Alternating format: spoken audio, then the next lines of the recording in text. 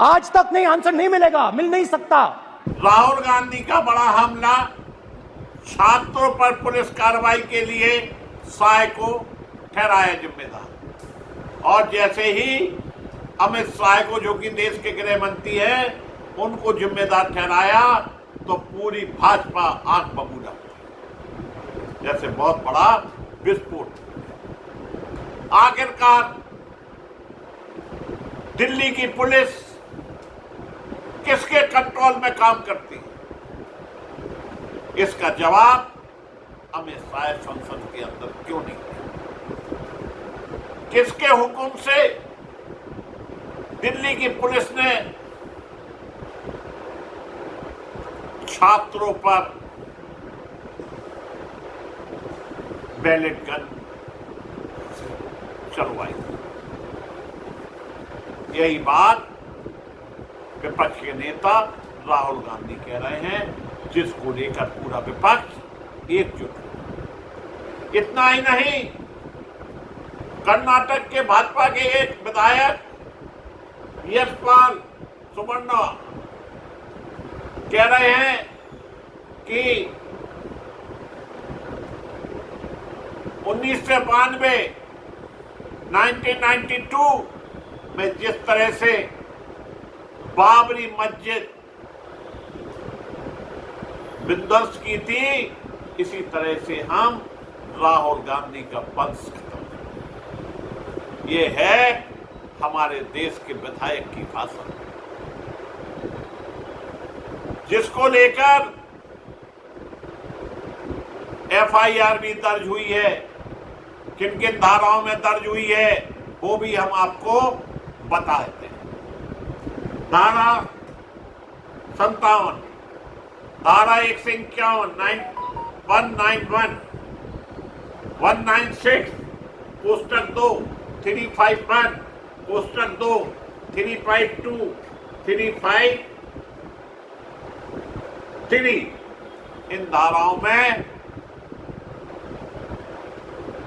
भाजपा के जिन विधायक ने राहुल गांधी का वंशज खत्म करने की बात कही थी, उनके ऊपर कांग्रेस द्वारा एफआईआर दर्ज। क्या विपक्ष के नेता को अपनी बात कहने का कोई अधिकार नहीं?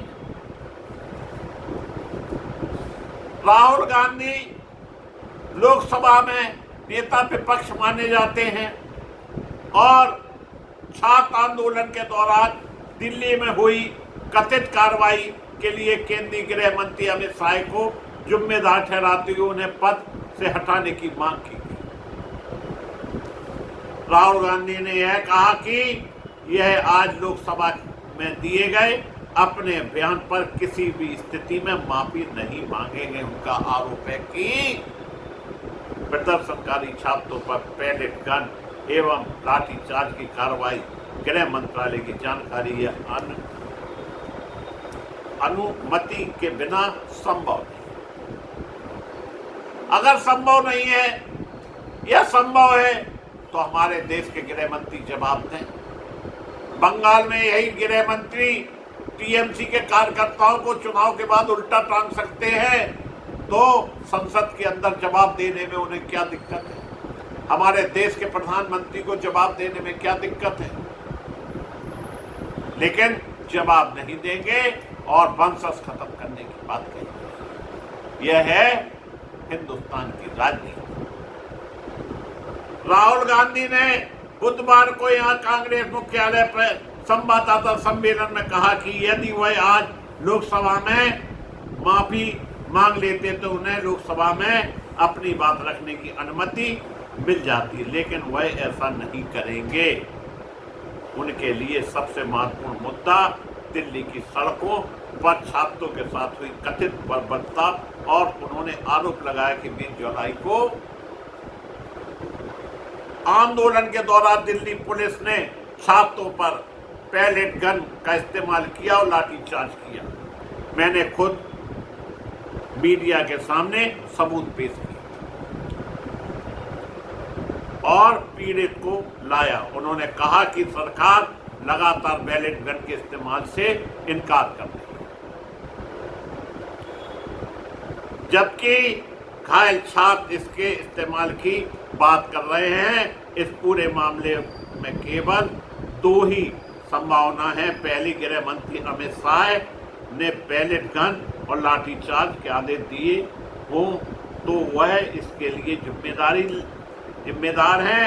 दूसरी, यदि उन्होंने इसकी जानकारी ही नहीं थी, वह गृह मंत्री के रूप में अपने दायित्व निभाने में अयोग्य है। साफ तौर पर राहुल गांधी ने कहा कि दोनों ही परिस्थितियों में अमित शाह को पद पर बने रहने का कोई अधिकार नहीं। कांग्रेस नेता ने दावा किया कि उन्होंने स्वयं गृह मंत्री शाह को तो पुलिस अधिकारियों से बातचीत करते देखा। उन्होंने केंद्रीय मंत्री डॉक्टर जितेंद्र सिंह को भी लगातार अमित शाह के फोन आते हुए देखा। इससे स्पष्ट है कि गृह मंत्रालय को घटना की पूरी जानकारी थी। उन्होंने कहा कि दिल्ली पुलिस, केंद्रीय रिजर्व पुलिस और रैपिड एक्शन फोर्स तीनों ही गृह मंत्रालय के अधीन काम करते हैं, इसलिए छात्रों पर हुई कार्रवाई की जवाबदेही सीधे गृह मंत्री की। यानी पूरी बात ये अखबारों में भी छपी। वहीं लोकसभा में एंटी पेपर लीक बिल पर चर्चा के दौरान विपक्ष के नेता राहुल गांधी के भाषण पर 2 बार हंगामा। पहली बार तब हंगामा हुआ जब उन्होंने इडियट और अंधभक्त शब्द का इस्तेमाल किया, और दूसरी बार जब उन्होंने केंद्रीय गृह मंत्री अमित शाह पर छात्रों पर हमला करने की बात की। उन्होंने इडियट या अंधभक्त किसी का नाम लेके नहीं कहा, लेकिन उसके जवाब में भाजपा का एक नेता कहता है कि सोनम वांगचुक चाइना का एजेंट, और कंगना रनौत कहती हैं कि जिस तरह से कांग्रेस पार्टी के लोग प्रोटेस्ट कर रहे हैं, इनके लिए क्या कहा जाए, कौन सा शब्द कहा जाए, इस तरह के शब्द कहे जा रहे हैं। क्या देश में लोगों को अपनी बात कहने का अधिकार नहीं है? क्या राहुल गांधी का वंश खत्म करेंगे? आखिरकार देश में हो गया।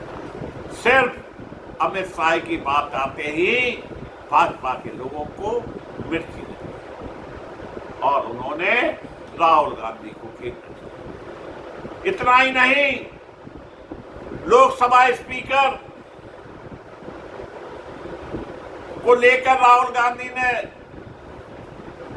खुले तौर पर कहा कि आप मुझे बोलने नहीं देते हैं, इसलिए मैं चुपचाप बैठ जाऊं। किरण रिजिजू बार बार बात करते हैं, भाजपा को मौका देते हैं।